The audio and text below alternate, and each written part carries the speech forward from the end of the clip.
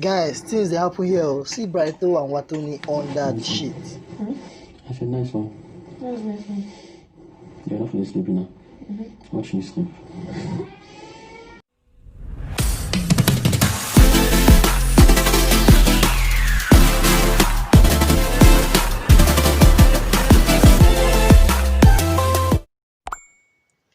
Brighto and Wathoni engage in aggressive cuddling under the duvet in broad daylight again.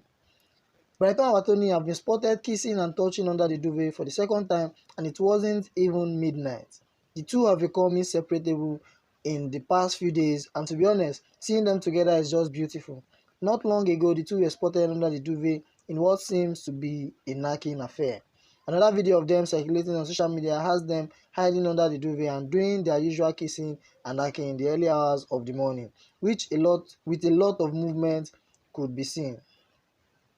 Another video of them circulating on social media has them hiding under the duvet and doing their usual kissing and knacking in the early hours of the morning, which had a lot of movement under the sheet.